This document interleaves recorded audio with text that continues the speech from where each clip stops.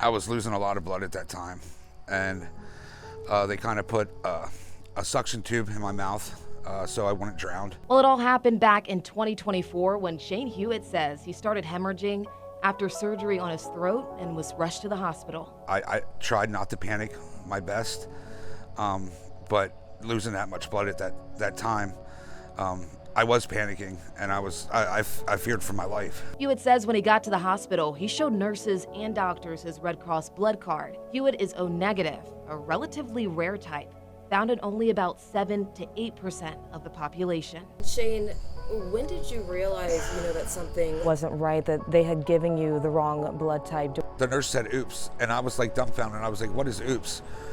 Because it was an emergency situation, and I'm like, am I gonna die? She said, we accidentally gave you the wrong blood, this last bag, but you should be okay because you're O negative. Hewitt tells me he was given the right type first, but says the second bag was O positive, and a few months later, he started feeling sick. Like my whole body hurt. It felt like my bones had their own heartbeat.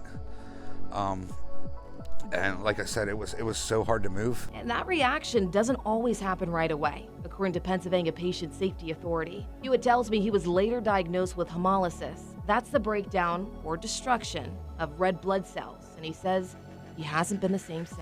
I push myself. I strive to get out of bed. There's sometimes I can't. Sometimes I'll lay in bed.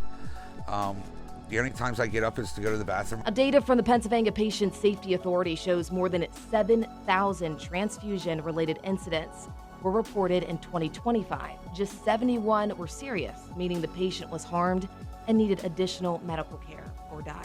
But Megan Shetterly says hospitals have multiple safeguards in place to help prevent mistakes. Sometimes in the patient safety world, we refer to this as the Swiss cheese model. We have these systems and processes where we have barriers so that those failure points or those gaps or those weaknesses in our systems and processes don't go all the way through.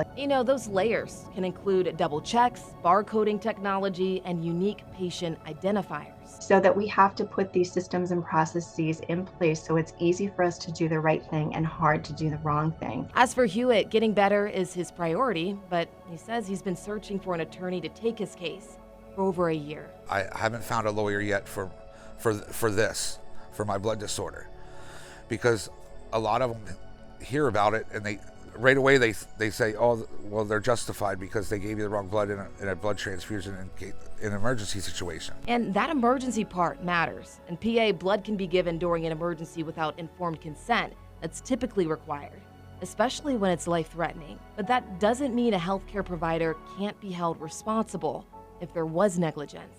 I understand that. That's not it. They gave me the right blood first, so they gave me the wrong blood second. The other challenge is proving a malpractice case, and that takes a medical expert to show care fell below accepted standards and caused the patient's injury. That's all according to the American Bar Association. I'm not looking for multi-millions of compensation or whatever.